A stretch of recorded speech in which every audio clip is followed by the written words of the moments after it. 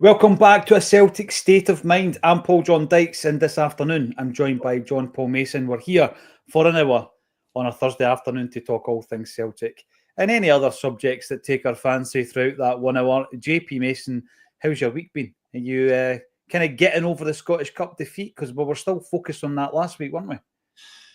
Yeah, I was. I met a friend yesterday on a training course who was sitting kind of diagonally up behind me in that same bit of the Hampden, and he was saying, "Oh, he had the worst hangover of all time for that game," and that just added to it. He phoned his mate in the morning and was like, "We've got tickets for the final today, right?" And his mate was like, "Oh, aye." He was like, "Aye, probably should go away," and he was like, "Well, aye, it's a Scottish Cup final." Wow. So I think the two of them were hanging, and they both came. And I said to Bob yesterday, I was like, I just felt like I was in someone else's movie from minute one. Mm-hmm. And in actual fact, it was interesting as well. The meeting that I was in yesterday was all about safety at gigs, Right. and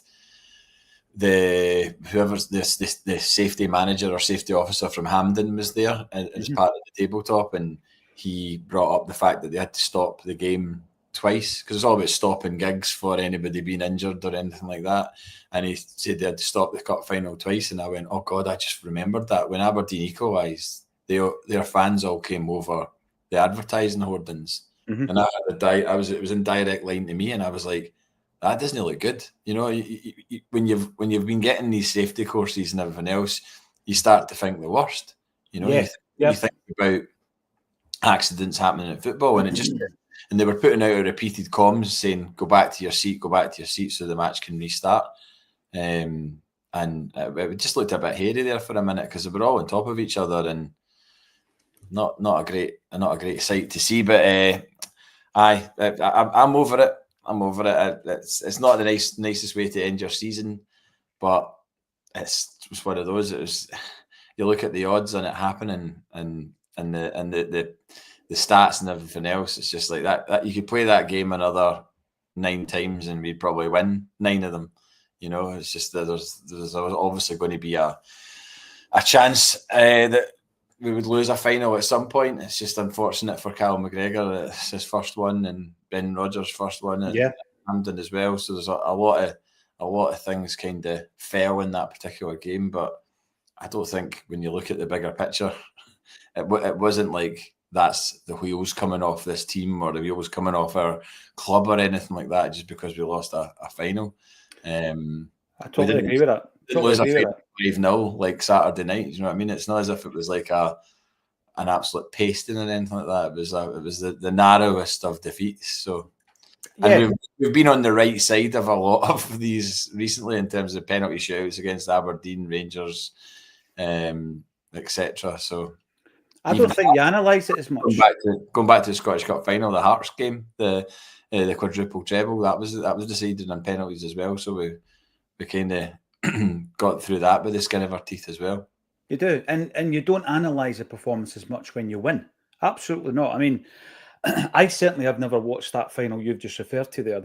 And it was such a historic achievement to win a quadruple treble, but I've never watched it back. I mean, it was celebrated. Nobody. I know we were in the middle of a pretty difficult season at that point, but we weren't completely out of the league. I would say that was before the proper downfall. Yeah. I wouldn't say that at that point we shouldn't have celebrated, but we couldn't celebrate because we were in the middle of a pandemic, and it was just weird watching your team win a Scottish Cup in an empty stadium in a penalty shootout.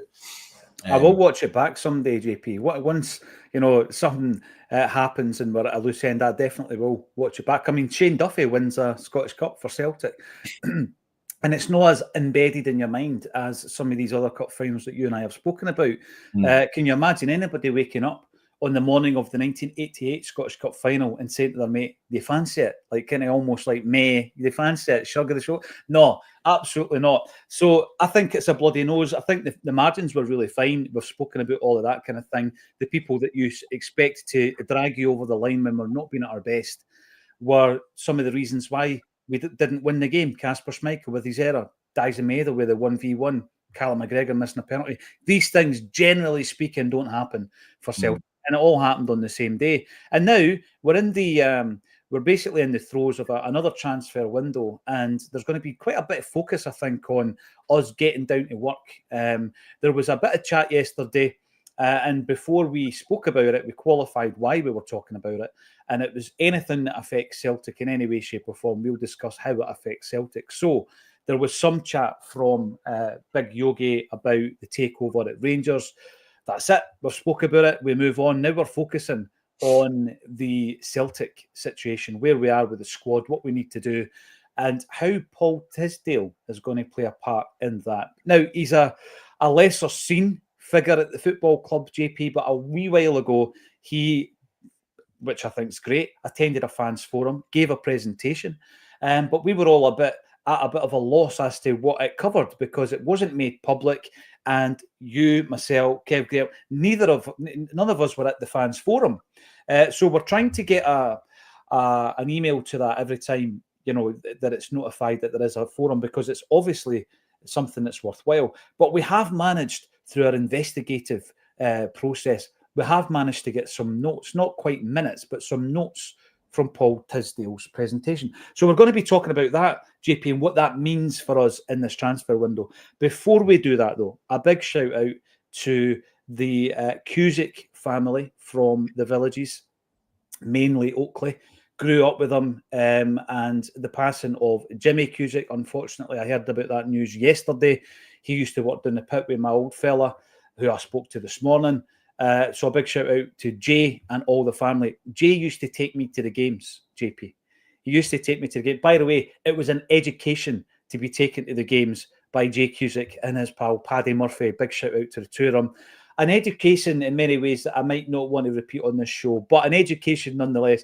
Big shout out, well-known family, big family from the Villages, and all huge Celtic supporters as well. And these are the guys, JP, when you're a wee guy and your old fella's working away or whatever, and they basically take you under the wing and take you through to Glasgow for Fife so you can watch Celtic. You never forget that, do you? Well, that was my mate, Greenie, and his big sister, Tracy. That's what happened to me. Like, I just kind of... I think Greenie was probably one of the most obsessive Celtic fans in my primary school / early years at academy. So it kind of stands to... In fact, I think in my 8th birthday photograph, I'm wearing Greenie's Celtic centenary tracky top, because I didn't actually have it myself, and he let me wear it on my birthday. He used to borrow things off pals for wearing. So I've got a picture of that at Little Marco's in Edinburgh, for those of a certain vintage that may or may not remember. I think you've mentioned this before, yes. I've still got the Polaroid picture of me and Little Marco in a Celtic centenary trackie. But Greenie was big into Celtic, and his sister was a bit older, so she would be the kind of responsible adult that we would be allowed to go with to go to the games. So I'm pretty sure I mentioned it before, but I was at Stuart Slater's debut. It was a Wednesday night at Celtic Park. I couldn't tell you the year. You'll be able to tell me the year, but that's what going on the Bathgate supporters bus was. I didn't really get to know a lot of the people, because you're not exactly, as a 11, 12, 13-year-old guy, going to be interacting with all the maniacs that are up the back. But it was still kind of like that early introduction to supporters buses, and just traveling to games and hearing like the wolf tones on the radio and things like that. So it was an education, absolutely. I mean, I think about it now, JP. I think about my 8-year-old boy. Would I throw him on a Celtic supporters bus with a group of folk for the village? No, things have changed, but that's what used to happen. But I had great times, great memories, absolutely brilliant memories. And the conversations we had on the bus, though, JP, were very much like the conversations that we have on Acsom. I've said this so many times. That was the chat. That was basically what you spoke about, what you liked, what you didn't like, what you think should change. And I always remember going through, at the time, like you say, we signed Stuart Slater, so I can remember the vibe around about that time. And looking back on who Stuart Slater was, I was aware of him through Shoot magazine. And I remember a cup game, an FA Cup game against Everton. You remember the stats in the middle of the shooting the match, and they would give every single player in British football a mark out of 10 for their performance. I always used to wonder, how did they do that? They must have somebody at every single game reporting back with like match stats, right? And I always remember the first time and the only time that I ever seen somebody getting a 10 was Stuart Slater, and it was against Everton in the FA Cup, and he ran riot. And everybody was like, this guy is the next wonder kid. He's going to play for England. And they done a big feature on him. And the feature was about the fact that he used to juggle the ball. His thing was keepy uppies, right? And they were interviewing him, and how much can you do, Stuart? He goes, 10,000, easy. And I remember looking at that figure going, how do you even count to 10,000? And so when we signed him, I thought we had an absolute gem of a player. Turns out Liam Brady was his agent. He had suffered some injury to his heels, which affected his running style. And there was some moments, there was some flashes of brilliance. But every time I speak to Liam Brady was his manager, no, not his agent. Both. Both? Yeah. Aye. So Liam Brady signed him. But he was his agent. He was Stuart Slater's. They were teammates at West Ham. That's wild. I know. That, can you imagine that nowadays? I think there would be some conflict of interest. You know I think Souness gets away with it, though, seemingly. Yeah, absolutely did many times. But there was some kind of connection between Cascarino and Brady as well. I'm not sure if he was officially his agent, but he was maybe representing him in that deal. But the Stuart Slater deal, I always asked players that played with him, how did it not work out? Because he had talent. And then his career never really, after that, he went to Ipswich, teamed up with Tony Mowbray. But 92, 93, I always remember that picture, him, Rudy Vata, Andy Payton, all being unveiled on the same day. Now, you imagine that was your transfer business this summer. An Albanian international, Stuart Slater, who could get a game for West Ham, and Andy Payton. By the way, big shout out to Andy. I know that he's got his troubles at the moment. And he helped us out with the St. Roch's game that you commentated on, JP. He was one of the best players on the park. He was. Him and Yogi, and who else? There was another standout as well in that game that I remember thinking at the time he could still play. Like, even though he was... Was it Scott McDonald? Was it McDonald? I think it was Scott McDonald. He looked pretty handy in that game. But, well, no, I mean, I wonder if there will be any pictures taken of like three players together having signed at the same time ever again, really, or did they? I mean, it's something now that with so much of the social media thing and everything else, it's the focus is always, we better give this person their day in the sun, almost like when they're signing. I'm sure it'll be the case for Kieran Tierney when we eventually announce him. Like, there's no way you're announcing Kieran Tierney with like one or two other signings at the same time. It's like it'll be all about Kieran Tierney, as it was for his departure from Arsenal, I think yesterday, wasn't it? Yeah, I'm just wondering why. Because these things are they're meant to be synchronised between teams, aren't they? It's part of the arrangement. It's one of the reasons why Daniel Cummins was not announced before he was, because Celtic didn't agree to it. So it needs to be synchronised. And obviously, Arsenal have thanked him for his contribution, but we've not unveiled him. We're too busy unveiling trainers. I'm going to bring this out for a wee second. Jungle Lion, you are getting the first comment, because I'm going to bring this up again. The Crown nonsense that you speak of is a YouTube issue, not an Acsom issue. We haven't switched it on. I'm looking into whether or not we can switch it off in a blanket style. But in the meantime, apparently you can switch it off individually as a YouTube user, where apparently crowns are popping up and all this kind of nonsense, right? I am no lover of the crown. Abolish the monarchy. Absolutely. Elizabeth, my dear, by the Stone Roses is one of my favourite songs because Ian Brown called it back in 1989. And I am exactly the same. Yes, let's get rid of the crowns. Individually, I think you can do it. Francie told us how yesterday. I'm still looking into how to get rid of the crowns on the YouTube channel today. Absolutely. Right. Yeah, we got some really interesting notes in relation to the Paul Tisdale presentation. We're going to be focusing on that and what it means for us. So Paul Tisdale's title is Head of Football Operations, JP, right? And he apparently has been in the role, even though I remember it being announced in October, he's been in the role for 6 months as the Head of Football Operation. And he states that his main job is talent identification. Now, obviously, the vast majority of this stuff's all going to be happening behind the scenes and we won't be aware of it. If I was to say to you as a Celtic supporter, since Paul Tisdale was announced as the Head of Football Operations, what has he done? What has changed? The likelihood is you and I probably couldn't say. We knew David Pleat was announced as an English-based scout Other than that, we won't know what's going on, JP. Absolutely. We'll just be basically speculating, right? So, head of football operations. What does that mean to you? What do you think that entails? The head of football. It's the first time we've had a role, and Paul Tisdale has got that role. The cat in the hat, the self-styled football doctor. What is his job? What do we expect from him? Probably, we would hope it would be to make Brendan Rodgers' life a bit easier in terms of not having to resort to texting ex-goalkeepers, for example, and being like, fancy it. Fancy it for a couple of years, Casper. And, the Jota deal, things like that. I mean, not that I'm complaining about Jota coming back. It's amazing, obviously, but the January transfer window was pretty underwhelming, really, in terms of what we expected. I suppose everybody was sort of thinking striker come in to replace Kyogo, and that didn't happen. But again, we know that the Kyogo thing had been dragging on for a while. He's been linked with Brentford, apparently. Saw that, yeah. What kind of fee? What fee are they talking about? They'll not make their money back, will they?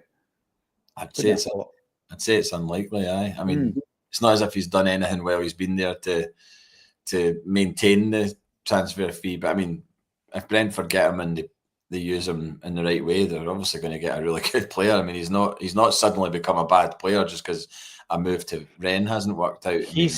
JP, he's the type of person, right? And some managers are very good at this. When a player's career goes off piste, getting them back on track. Remember, I mean, Brendan done it with Scott Sinclair, for example.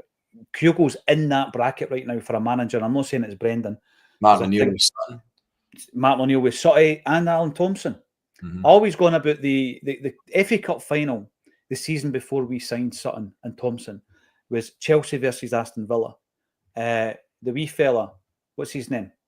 The wee guy, the wee Italian, brilliant wee player. Zola. That's him. I had Zico in my mind. I knew it wasn't Zico. That's my mate shopped in the bars. Zola. Gianfranco Zola scores the one and only goal. It was a really poor game. But both players, Sutton of Chelsea, Thompson of Villa, were left out. So they were part of the match day squad, but they weren't stripped.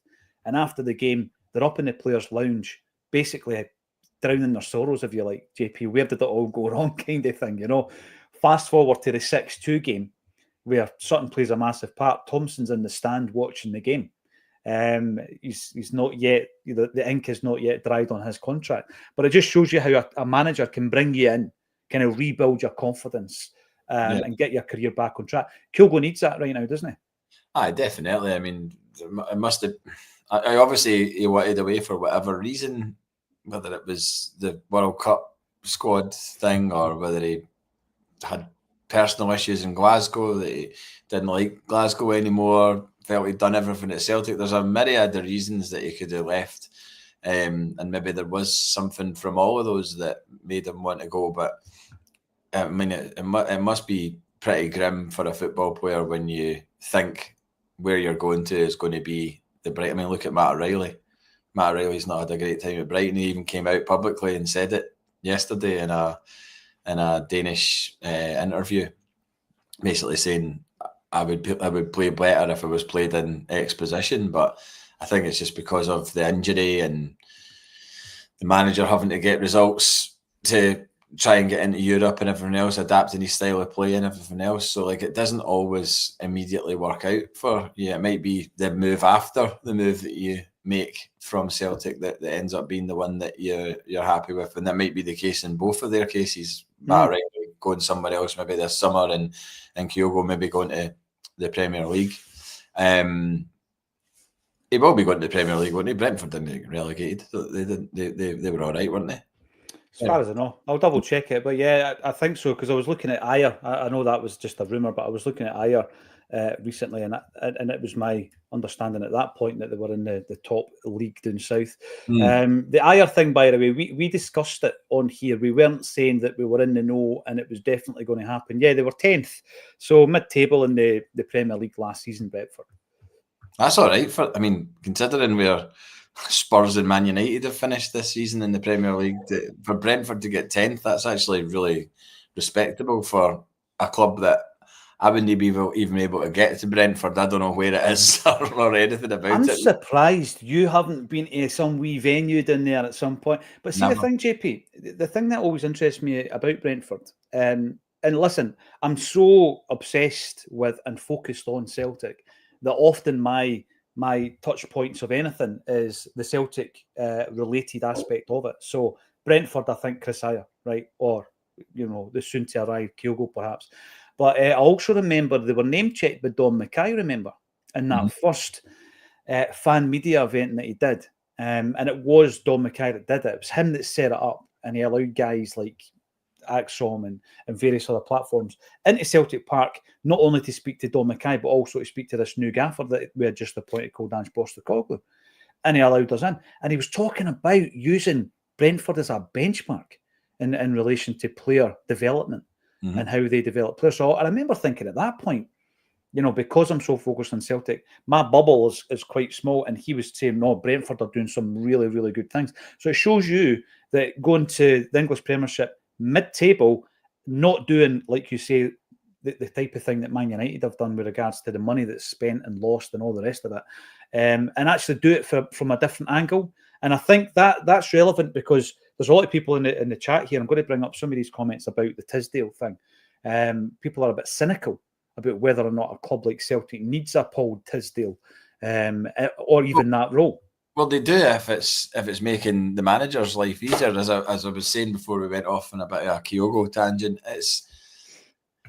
it does seem at times that Brendan Rodgers, certainly in the first season back, was doing probably more than was just should have been on his desk. Do you know what I mean? Like, it felt like he was possibly fighting fires that he didn't really need to be fighting, and I would just hope that this position that Paul Tisdale has made Brendan Rodgers more relaxed, more confident in the capabilities of the club to deliver what he wants to deliver as a manager of the club, and give him the best tools to do his job. Because obviously, the guy comes in and there's a bit of kind of fanfare about him and a bit of media bluster, and the fact that he's got his own nickname and everything else, that leads itself into you thinking, what's this all about? I'm not really too bothered about someone being a personality or anything like that. It's more about what they actually do as their job and whether they can do it well.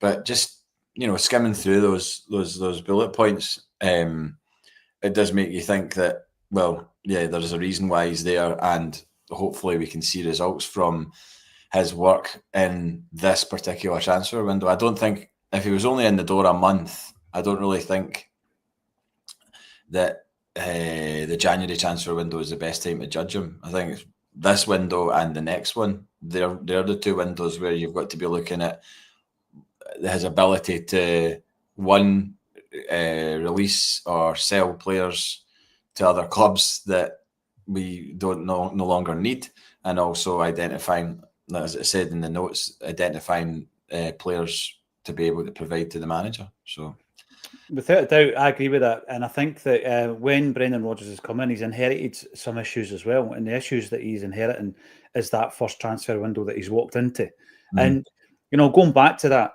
JP, there's no way the gaffer can sit there having just returned to the football club to a lukewarm response, let's just say, and then start moaning about players being recruited that he hasn't a rubber stamp. There's no way Brendan Rodgers was in a position to say that. So what he did at that point...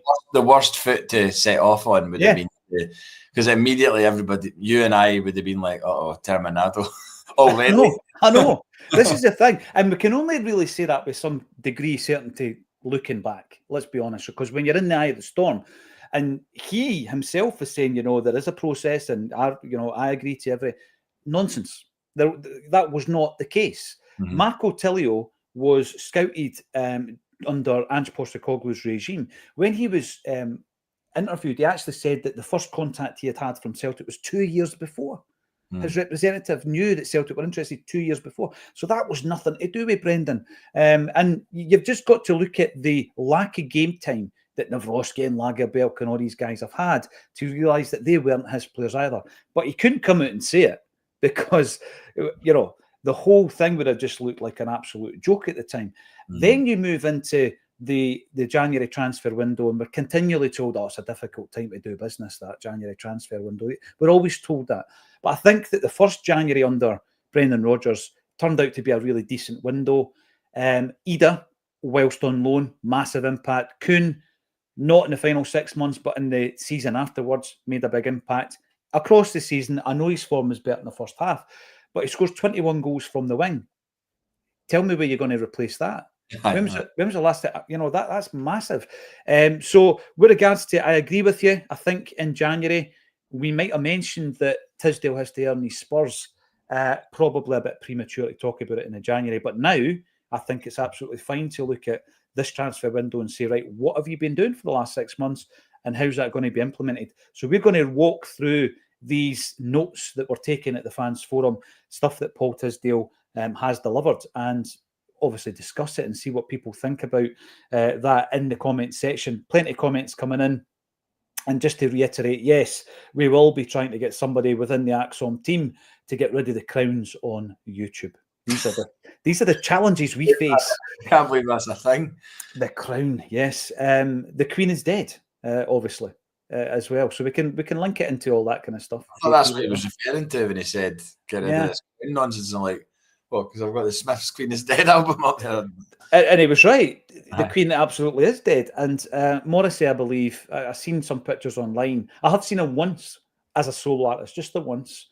He played in Dunfermline years ago at the Alhambra, and I went to see him, yeah. Were you at that? Or were you working that way? There's a punter. Aye, there you go. Did we know each other? Probably not. No, I think it was 2011. So a full 7 years before our paths crossed. Now, I know that happens with Celtic fans because you've been in the same stadium together. I get all that. But in a more kind of intimate environment, I always find that interesting that we've been in that room, didn't even know each other. Can you remember who the support band were? I worked a show with them, with a guy from the band last week. Really? They were called Brother. Yes. Or and Viva. They changed their name. Aye, so he's now in a band called Sunday 1994. I knew not to test you, Jay. I should have known better. I didn't think you'd have remembered that because they were kind of hotly tipped at the time, Brother. Yeah, they were. And, they became another band called Love Life, and they supported Ellie Goulding on a US tour. And then that went by the wayside, and now Lee from the band is the sort of dual songwriter in this new band, Sunday 1994, who were really, really good last week at Tuts, actually. They're kind of sort of sounded a bit like Chromatics, kind of sort of dream pop.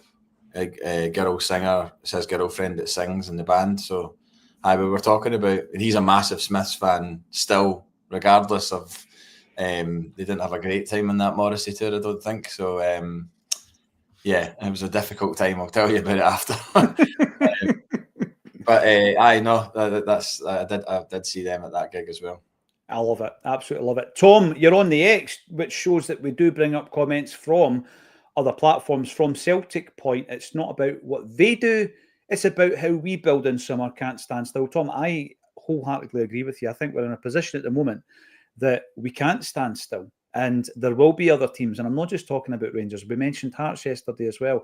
We mentioned other teams who had a good season, Aberdeen, Hibs, Dundee United. There are going to be other teams who have a path, have a plan and a strategy, and if they stick to it, they're going to improve. I'm not saying the last three teams, or indeed Hearts, are going to challenge Celtic to the league, but if they do a lot of the other stuff right, there can be a lot more difficult to beat. But it is about Celtic strengthening from this position. I absolutely agree with that, Tom. And we've also got Coubertin 67, the Stadio Nacional for the foreseeable future. You can get into the stadium. You are not allowed to walk around the track or pitch due to refurbishment for the 2030 World Cup. Absolutely. I wonder, and there'll be no way of gauging this, if there is another football stadium in the world that's visited by one set of supporters. If there's another football stadium that is visited more than the Estadio Nacional by Celtic fans, I would say no. I think it's a unique thing. It's a pilgrimage for Celtic fans to go there. Glebe Street Celts. Here we go. Brendan needs to give the football doctor a prescription. That sounds like the title of a Jason Pearce album. And David Boyle, back catching up after a wee Celtic break. A Celtic break, David, you say? Mm-hmm. How do you do that? I see the club is too busy improving the merchandise business rather than the football business. Next, they will have vans on the road for the supermarkets. I think you're referring to the new pair of gutties, as we call them, in Fife, the new Adidas trainers. It looks like every year they're going to release a new pair of gutties. Is that the story, JP? Well, what was a novelty the first time became not so much of a novelty when they released another pair, and now they've released another pair. And it's just like, well, I don't really have a massive issue with that, to be honest. Like, Adidas trainers they're pretty popular. If you look about the amount of like girls you see wearing gazelles or sambas now is like, it's mental. Like, they've got so many colorways for Adidas in particular. So Celtic releasing a pair of trainers, it's more the multiple strips that I have a gripe with, or all these kind of like drops that just happen out of nowhere every couple of months, and you're just like, wow, they're really doing their best to get every single penny out. It's going to increase as well, JP. Now that we're being moved up the table, if you like, as an Adidas brand, and there's a long-term deal, that kind of thing is going to happen far more regularly. My worry is if they do a lot of really cool trefoil stuff, because I'm a sucker for that. I'll not be able to resist. If they haven't quite got it right, in my opinion, in terms of like what they've done with the trefoil so far.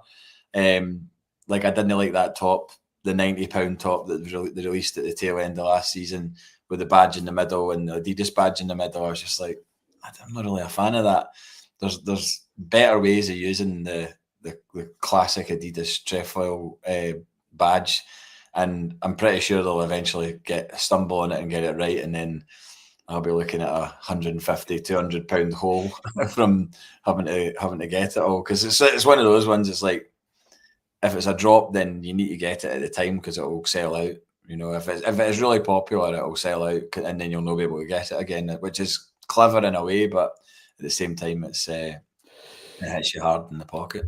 The big thing is, right, absolutely, Celtic, in terms of merchandise, have to be at the top of their game. There has to be a huge amount of range, creativity, and obviously it needs to change season on season. And I think everybody accepts that, JP, I really do. I think when you start to get into the actual jersey market, though, and continually breaking the rules when it comes to how many jerseys a year, because the jersey is the go-to. Everything else, you go into a Celtic shop, you want to see it stowed full of Celtic branded merch. That's why you're in there, and you're buying gifts and you're whatever. So I don't have an issue with loads and loads of merchandise. Absolutely don't have an issue with that. The jerseys are something that are a wee bit more sacred, I think. You know, the green and white hoops, world renowned, home jersey, away jersey, at a push a third jersey. But once you get into the fourth and the fifth and the sixth, and then just releases for the sake of releases and all that, I've got a wee bit of an issue with that. All that stuff should just be leisure wear, and that's just on the rack, and it's just another choice. When it comes to Adidas trainers, people get so fanatical about Adidas trainers. My brother is one of them, by the way. He collects them. They're in the box. They get opened. They get sniffed. It's all a wee bit perverted, right? But Adidas know that, don't they? And they know that there's going to be a lot of they guys, like sneaker freakers. There's going to be a lot of these guys in the Celtic support. And some of them are listening right now going, aye, that's me. And they don't even wear them. JP, they buy them, they stay in the box. I have to admit, the first pair that they released, I've still got mine in the box. I've not worn them. Sorry, I've offended you. I know, I happily hold my hands up. I got them thinking it would be a one-off, and then within about 6 months there was a white pair, and then now there's another white pair with like green, a green design in the front, and you're just like, oh, fair enough, like this. I was also thinking as well that the Adidas thing might be a short-lived thing, and it might be that we are Adidas for 4 or 5 years, and then that's it, and then we move back to Nike or move to a different kit supplier or something like that. I didn't expect it to be. Well, I didn't expect us to be signing a 10-year deal.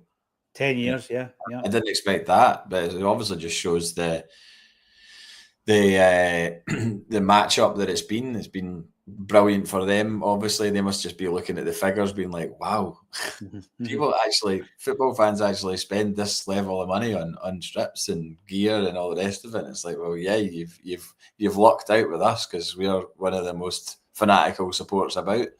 And I would imagine that their numbers of strips per head of the population or whatever it is, versus other Adidas branded clubs will be night and day. Celtic will be way ahead.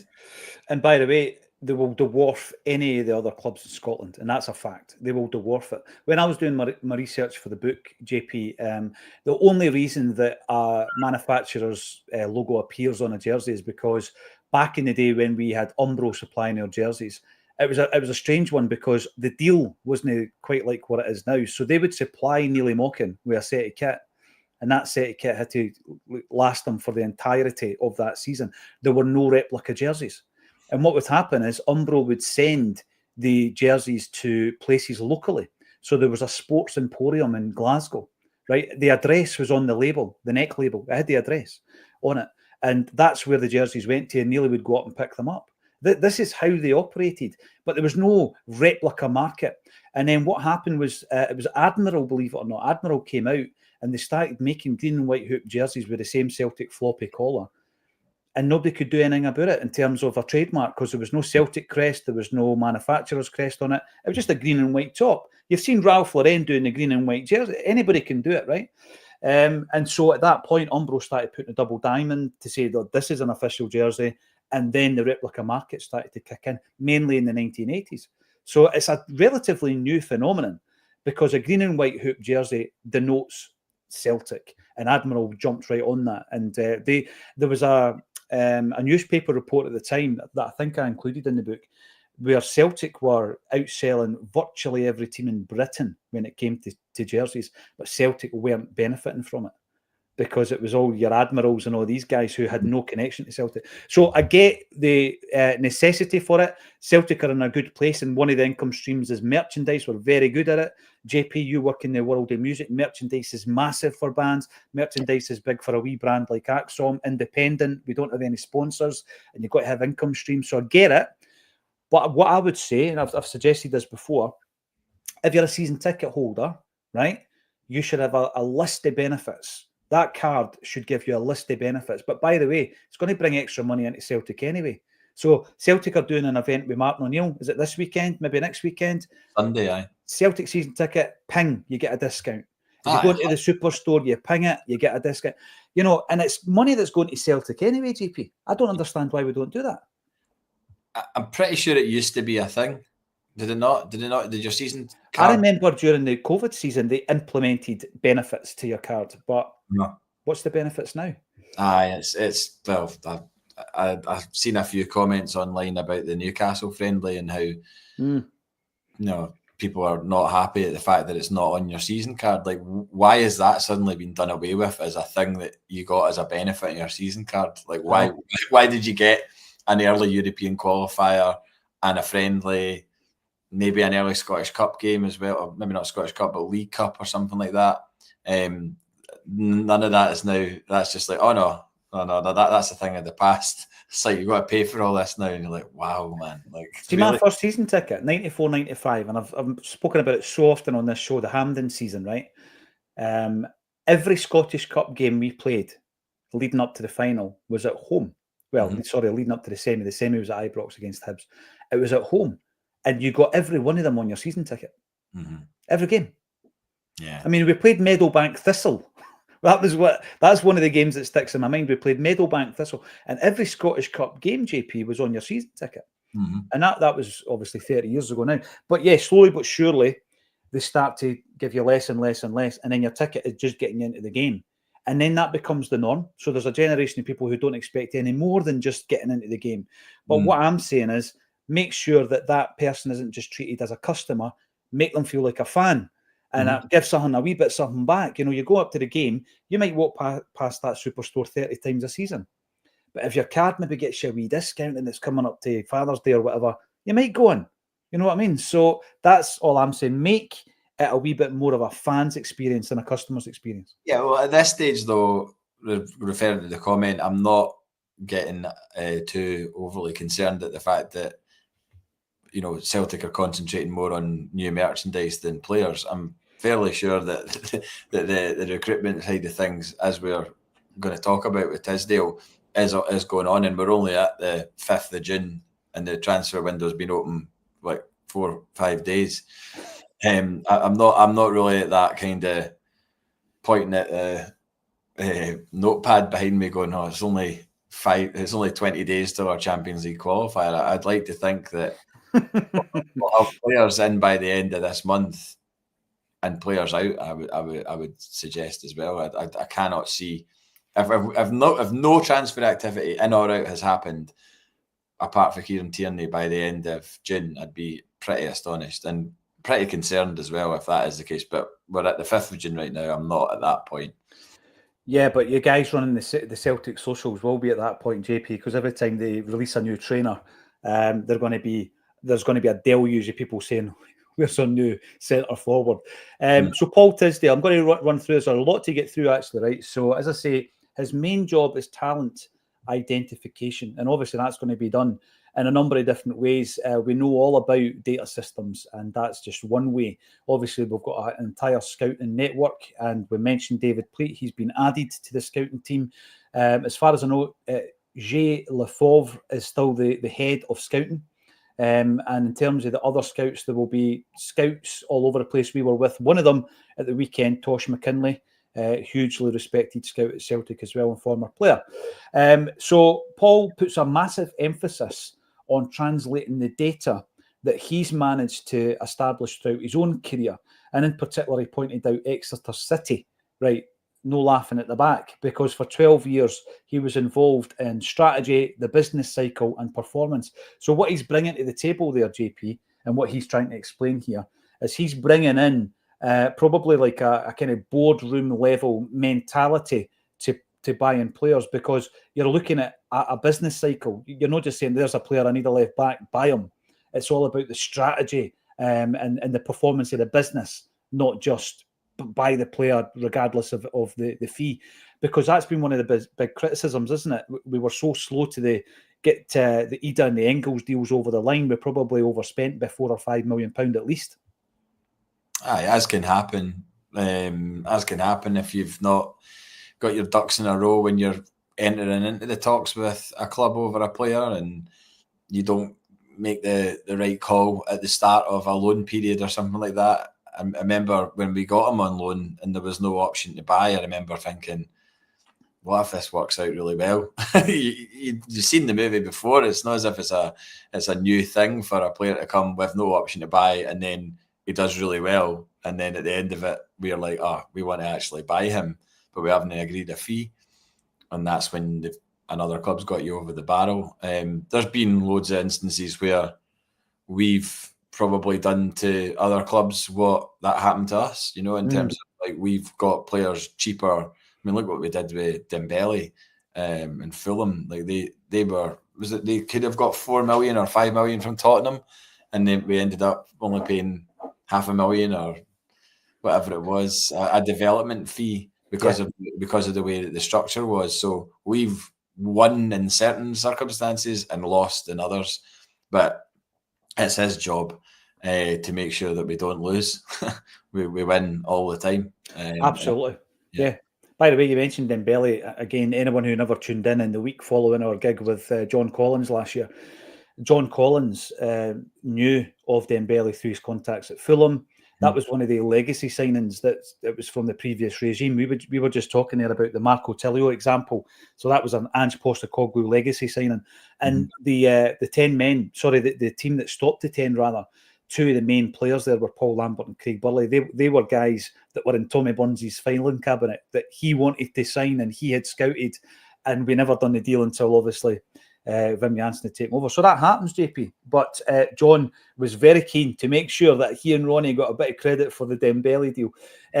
So they three, he calls them the pillars, the 3 pillars that he thinks are key for this working are strategy, business cycle and performance. And he reckons that it also means, JP, that the targets that we actually spend any time on are realistic. So there's no point in going in for a guy who the wage structure is not going to allow us to buy them, etc. Not just coaching 11 players, but developing the facilities and the strategy as well. And I'm not saying it's because of Tisdale that the Barrowfield things happen, but obviously if we're going to be talking about academy and we're going to be talking about an academy overview, a massive part of that is the infrastructure and actually rebuilding Barryfield. Here we go. He says that, this is his words, 100 sensible decisions drive a football club. Avoid the Hollywood decision. Now, I'm going to link this into that record that's on your shelf. The fact good advice. Good advice for another club in this city. Yeah. No, you're right. You're right. It's the 100 sensible decisions that might not be high-profile decisions, JP. Right? Going for the Hollywood one just to like pacify is always going to end in tears, right? Aaron Ramsey. Sorry.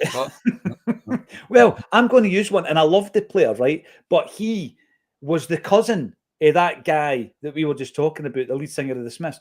Robbie Keane is the cousin, I mean, that's never changed, of Morrissey. So Robbie Keane and Morrissey are cousins, full cousins. That still blows my mind. I only found that out when I read his autobiography, Morrissey's Penguin classic autobiography. The first paragraph spans over 16 pages. He breaks all the rules of literature. Everybody was up in arms about it. What a book. Absolutely brilliant. But the reason I bring it up is it was great fun. That was absolutely brilliant. But there was no end game, was there? Bringing Robbie Keane to Celtic for what, 16? In fact, he played 19 games and he scored 16 goals. I always remember that, 19-16. He always remember it that way. But yeah, for 19 games, it was just a Hollywood signing at the time. It was, and obviously we got caught up in it as you tend to do when someone brings a new flashy toy to your club, especially one in Robbie Keane that you'd wanted to see play for Celtic for a long time. But ultimately, it was like the Bellamy signing. It was kind of like there was no... Another great example, although we were chasing the league. But yeah, another big example. But it was like you wanted to be in the position where you could actually lay out the money and sign that guy, and then maybe, you know, a few years later sell him for more money or whatever. I can't remember what age Bellamy was or what age Robbie Keane was when they signed for Celtic on loan. But you don't want to be in that position where it's like stopgap stuff, because, you know, when I heard we were being linked with Jota, I was like, surely it's not going to just be a 6-month loan. What's the point in that? And then when you find out it's actually a permanent transfer to come back, that is more appealing as someone that spends quite a lot of money on Celtic. You know, you want to see things like that happen. It was unexpected, but it was great. It's just unfortunate for him that he's picked up that injury that's going to keep him out for a while now. But no, definitely. I mean, Tisdale's attitude there towards that is probably in keeping with what Celtic hopefully want to do going forward now anyway. I mean, the Robbie Keane loan deal was a long time ago. The Craig Bellamy deal was a long time ago. The Ida deal, whilst we had to pay a bit of money, it was still kind of like, well, we're not just going to let that go. We'll actually go after the guy and pursue him because we've got the money to do so. Mm-hmm. Did we really have that level of money in 2009-10? Probably not. Because we weren't sitting with like a big pot of cash that we could dip into. We weren't sitting with assets within the squad that we could sell if need be, i.e. Kuhn, hopefully not Maeda. I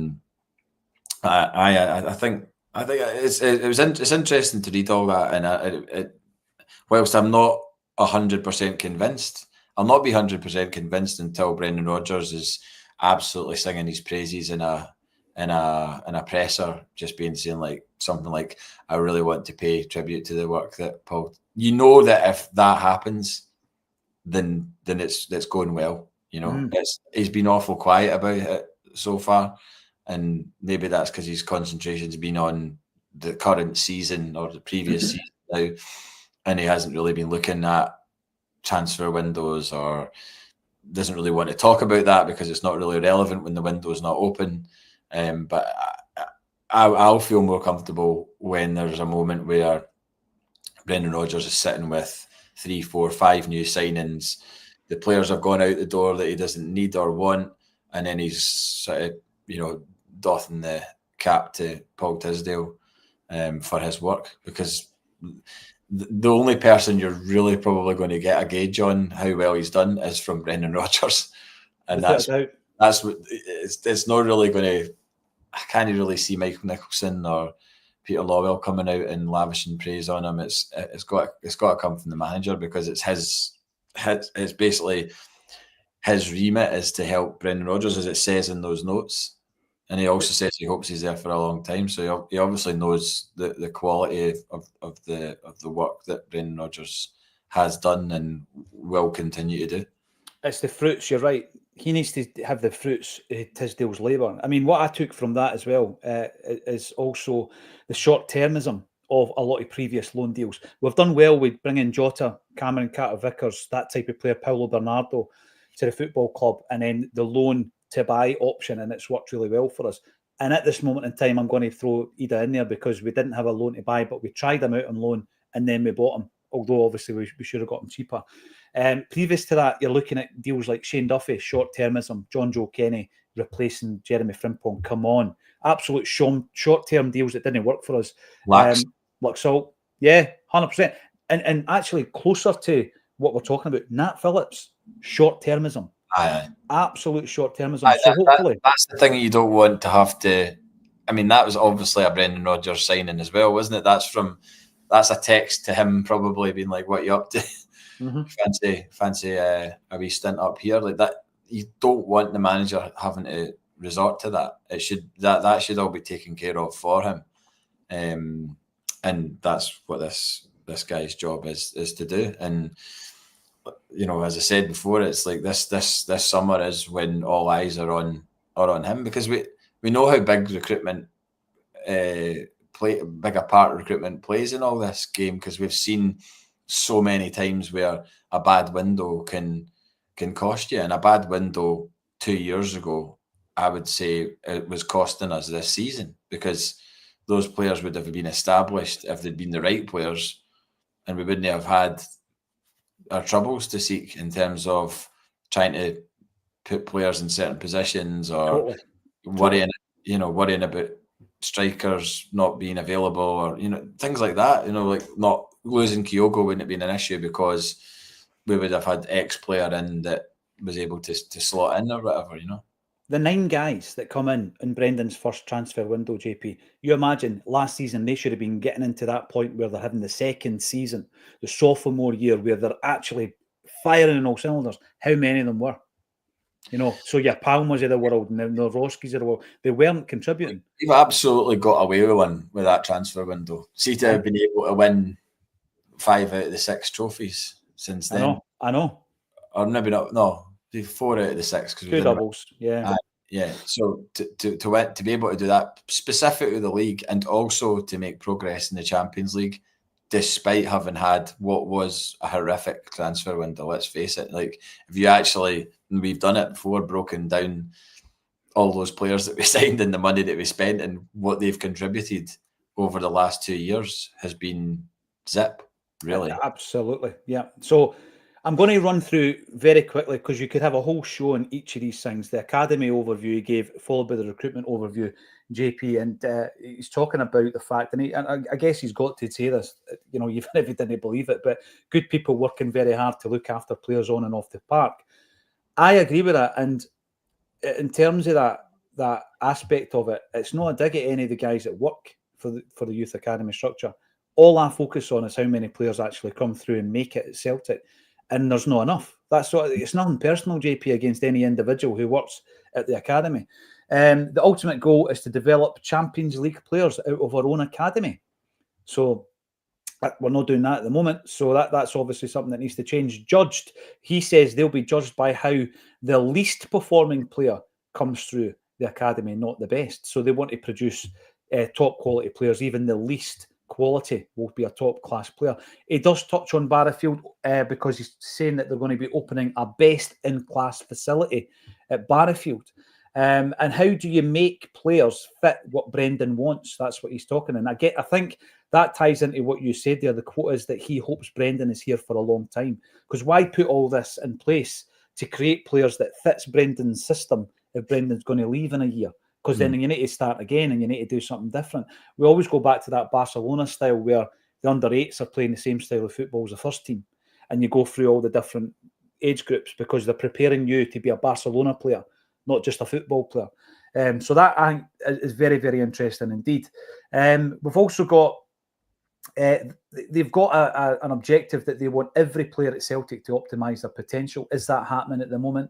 I would say no.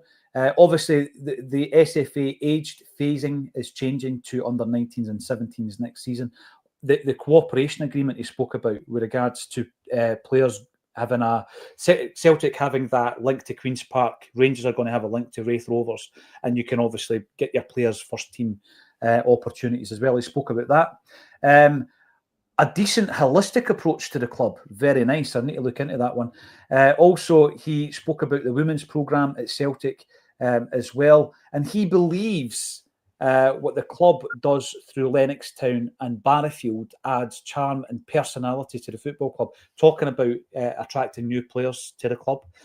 Because I've been saying, do we need to? Obviously, as part of the plan to have two different complexes as well. And he touched on the St Ninians giving young players a fallback. So, educating the players whilst they're training as well. So they've got that programme so that they actually leave and they're qualified to do other things if they don't make it.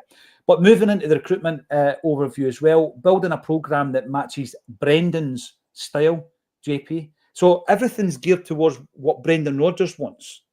And youth, as the players that we're developing, are for Brendan. The recruitment, building a programme that matches what Brendan wants.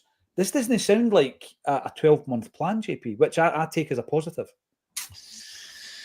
Well, I mean, certainly don't want to get led up the garden path to thinking that all this is a precursor to Brendan definitely staying at Celtic, but it points towards that. Whether or not that actually happens, I mean, I hope it does. I can't believe that there's people that are in any way anti Brendan Rodgers after this season and last.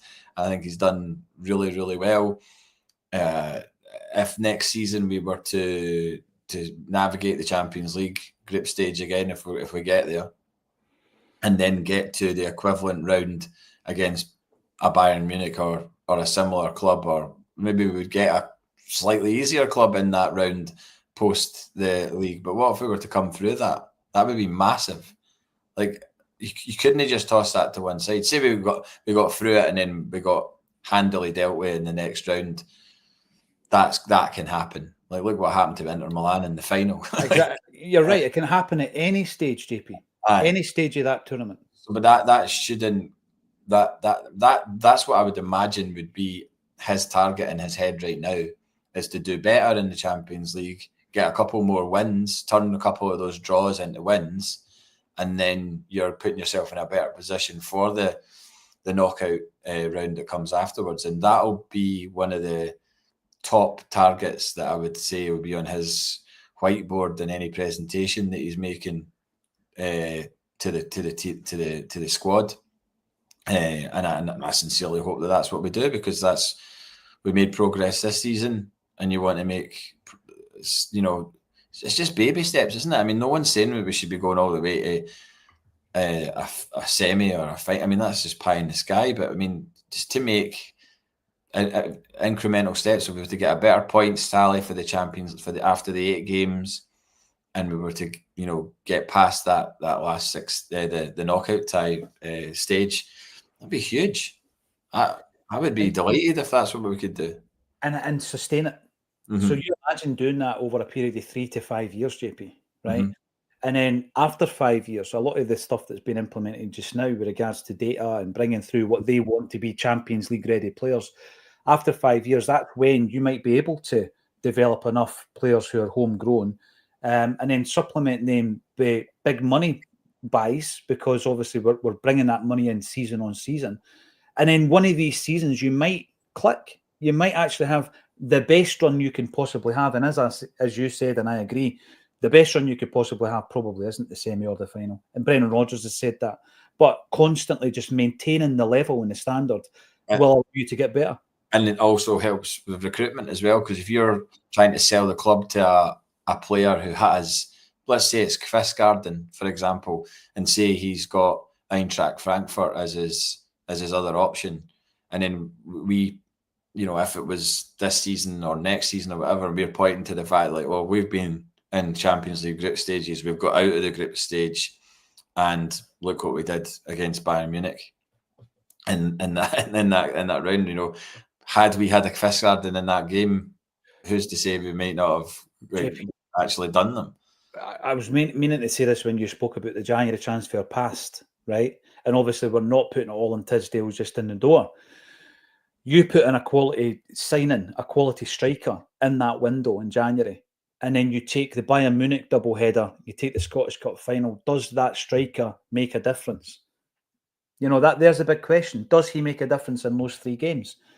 Well, absolutely. I mean, this is a big thing. So you're just about there, but we've not got the recruitment right, and we didn't get the player over the line in January. Therefore, we don't get through the Bayern Munich tie. We don't win the Scottish Cup. It's just margins like that. You know, I'm not saying that the centre forward would have scored Johnny Kenny's header in his cup final, but he might have done. Or that striker might have scored one of the many chances we created against Bayern Munich over the 2 legs. Yeah, you do forget the amount of chances we created in that second leg as well. It's like, how on earth we weren't winning handily at half time. I remember it. I remember sitting in here watching it, being like, I can't believe this is happening. Like, mind celebrating that goal that got chopped off, though. You remember that? I seen a fan shot of that yesterday, and it was just that bedlam thinking that we had scored so early in the game. Which is exactly the thing that I was saying last week. And I don't know if I maybe didn't speak so well about it because Scott McCorry pulled me up about it on the Homeboys podcast. But it was about the fact that, like, an Aberdeen fan had put on Twitter and said, Celtic fans will never know how it feels to feel like this in terms of just going absolutely ballistic when you score a goal with importance levelled against it. We did this season. Like, I mean, that away end in Bayern Munich must have been absolute chaos when Kuhn scored, because you're allowed to dream big at that point. Yep. You're allowed to actually go, wait a minute, this is no done. We're not getting hammered here. Like, everyone was fully expecting us to lose that game. How bonkers did you go when we scored in the first leg? The goal that was chopped off. How mad did you go? Because I went off my head. Oh, to go 1-0 up. It was just absolute bedlam. It was unbridled delight and emotion and all of these things that Aberdeen fan's talking about that we don't get. Of course we do. Of course we do. Maybe just it's maybe been tempered a little bit in domestic football, but it certainly never leaves you in European football. But then you rewind back to the League Cup final. It was pretty bedlam. It was quite ballistic when we won that, even though it was in penalties, because it was just like the stakes were so high. It was the trophy was going in their cabinet and not ours. If that happened, the Aberdeen one was a little easier to take because it was Aberdeen and, like, they've not won a cup for 35 years, and the idea that they were that Rangers were celebrating Aberdeen winning a trophy is just the biggest. Celebrating that another Scottish team was more successful than them. I know. But no, I think the European thing is I'm really excited for that next season. I'm really the first season in that new format is kind of whetted my appetite for what's to come. I mean, I say that now, and we'll probably end up getting an absolute, horrific draw in the when it's made. If we indeed get there, we've got 2 games to navigate to even get there, and they are always full of trepidation. Those games, I've not missed them at all. Those Champions League qualifiers, no, they're just. I remember watching the Malmo one at Celtic Park and just being like, oh my god, like the away game in the Kerridale Suite, and it was just like, you could just feel the dejection throughout the whole room. It was rammed. It was full of folk thinking we were going to do it, and then it puts a dampener on the whole club. Every single facet of the football club feels that if we don't qualify, JP, because we don't base every decision we make on the certainty of Champions League football. But everything's different if we do get it. Everything's so much better if we do get it. I'm going to run through a wee bit more of this recruitment stuff as well that Paul Tisdale spoke about. He was very impressed with the focus on data, which was one of the reasons that he took the role. And the data can offer a view of what's happening in the next 2 to 3 years, not just, you're not just making that decision based on what's happening tomorrow. He says that Celtic cannot have a scout in every single country, because I think that was one of the suggestions that was made at the time, ex-players, etc. as well. And with regards to his relationship with Brendan Rodgers, they have a 1 hourly meeting every week. And they're constantly looking to the next window, and that's obviously going to be recruitment incomings, outgoings. But despite everything being geared towards what Brendan wants, they do have the ability to mitigate any problems of a managerial change. So obviously loads of things, but he's saying not every egg's in the one basket as well. There is a club model, but in terms of the final decision-making process, Brendan Rodgers comes in maybe, at the very end of that, and he does have that rubber stamp, which he probably didn't have. In fact, he didn't have in that first recruitment window as well. And the model that Celtic have, this will not come as a surprise, is basically looking for players who can fit a possession-based attacking system.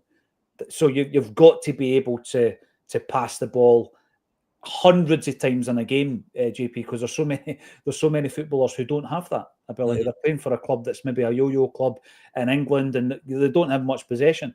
And in relation to AI and also data, they can cherry pick like any other football club all these players that are pinging on all the different databases. But obviously we've got a different strategy to it. But the most important thing is he hopes, like many of us, I'm not going to say all of us, that Brendan is here for a very long time. I found it a very interesting overview because up until that point, we never had a clue what his role was, JP. I mean, it seems he's got quite a remit going by that. So you just hope that whilst he's concentrating on one aspect of that, he's not letting he's taking his eye off the ball and other, because there's a lot there. I mean, that's quite a huge remit for one guy. I would hope that there's people working under him on various parts of that, because it does. Even me reading it, I'm like, whoa, like you'd be focused on that, and then you're like, well, wait a minute, what about the youth? Like we've not got like the youth thing is. We spoke about it so much, but it is becoming more and more focused, and I kind of like, what the hell's going on? Like genuinely, like why are we not doing this? Like, what is the stumbling blocks? What are the 3 key stumbling blocks to developing our own players? Like, that would be a good question at a press conference. What are the 3 things that are standing in our way of making a young Scottish boy become a 17, 18, 19-year-old prospect who is considered by the manager for the height of Celtic's ambition, which is European football? Like, what are we doing? Well, what's happening to affect that and not allow us to do that? Because there will be 3 stumbling blocks, maybe more, that Brendan Rodgers or Paul Tisdale can point to and say, well, it's because of this, this, and this. Yep. And this is what we're doing to correct it. This is what we're doing to not end up in a Ben Doak situation. And that's the key. That is the key one out of them all in recent times. And I said a few weeks ago about Ben Doak, I'm not saying that Ben Doak would have or could have expected to be a first team player at Celtic, straight away. And that when he got his debut against Rangers or played against Rangers, and then all of a sudden it's like, all right, yes, you're in the squad now. And that, but surely should have been some way of navigating him through a particular period of time, whether it was 2 or 3 years, and then we sell him for big money, a la Kieran Tierney. Just do the exact same thing with him that we did with Tierney. Like Tierney, did Tierney come in and play every single game straight away? I don't think he did. No, he didn't quite. But by the time he was, because I looked at this recently with regards to Engels, by the time he was 20, he was playing 50 games a season. Mm-hmm. You know what I mean, JP? We don't have anybody. That happening now is wild, isn't it? It's just totally. And see the Ben Doak spectre, it looms large over the academy right now because something went wrong. See, even if we get everything right, there are going to be players who want to go and play in England. That's going to still happen, JP. Absolutely, 100%. But from speaking to people who are quite close to that deal, Celtic didn't do everything right in respect to Doak. The worst thing is when you hear the patter from players, whether it's Ben Doak, Daniel Cummings, whoever, and they're all like, yeah, I wanted to stay at Celtic. I wanted to develop at Celtic. I just wanted to see the right response from them in terms of whatever financial package they were putting on the table or development plan or whatever it was. That's the worst thing, because then you're like, wait a minute, they didn't actually want to leave. We could have got 2 or 3 seasons out of them before they then moved on. We might have even, like, they might have liked it so much and become so settled and comfortable, like Callum McGregor, like James Forrest, and been like, well, I don't want to leave here. Like, once they get a taste of it, if you're a young player and then suddenly you're playing you're starting a Champions League game at home at Celtic Park, why would you be looking elsewhere after that? If you're a Celtic fan as well, throw all that into the mix. It's a, and Doc was and probably is a Celtic fan, and I think he's a good example, right? Because at 19 years of age, JP, we should be the club that's benefiting to the tune of £25 million, no Liverpool. Aye, exactly. And some might say, look, there was nothing you could do about that. The guy was determined to leave, and that's the end of it. And I'm sure there are cases like that. But when you look at what he's done since he's left Celtic, and I'm just having a look here. So he played 12 games of football he played 10 games of football for Liverpool. 10 games over 2 seasons, right? And then he's gone to Middlesbrough on loan and played 24 games of football now. He played for Liverpool 10 games over 2 seasons. 10 games, mate. 10 games. He would have got more than that at Celtic. Well, this is the thing. And you say to yourself, imagine we had given him the 10 games and then the 24 games, and you're playing, albeit you're playing in Scottish football, but you are getting the Champions League experience. Would he be worth any less than he is right now? And think of the players we brought in, like Arzani and Tilio, and I mean, Arzani's been like with Hearts. I don't know. Yeah, I saw that. Yeah. But like, there's all these wingers that have come in and just done nothing. And even Palmer, paid $3.5 million for Palmer and then paid him a fortune. How many games has Palmer played for Celtic? Could a lot of those games been given to Ben Doak instead? And then you're sitting there with a 19-year-old prodigy, and all that interest that people have got in him, because I think it's Everton that are interested in him right now. Davy Moyes. They're trying to buy him from Celtic. So, 10 games at Liverpool didn't make Ben Doak the player he is. He was already that talent. He just needed to be nurtured. So I think the Paul Tisdale thing was very interesting on the 2 factors, the recruitment, but also the youth development. We've got to look at both of them. We're not going to invest all that money in Barrowfield just so that we don't produce footballers, JP. And they're saying we want to produce Champions League footballers. And that's great. I'm delighted that's the strategy. Let's see how it works out. I think everybody will be delighted when we start doing that again. We've done it in the past. We can do it again. Listen, JP and I haven't had a chance really to talk about music today. We're going to be gutted about that, but we will be back next week to do that. Thanks to Tommy55 for supporting the channel, and for 13 or 1400 of you for tuning in on this Thursday. Hopefully it was a wee bit of a different angle rather than the usual gossip and speculation around new signings, etc. I've certainly enjoyed it, and I hope you have too. If you want to come and see us live, we are going to be with Chalky and Granty. Brian McClare and Peter Grant. It's going to be phenomenal on a very small stage in an intimate venue at Gracie's, and the ticket link is underneath this video. Thanks everybody for getting involved, and thank you to John Paul Mason for joining me on A Celtic State of Mind.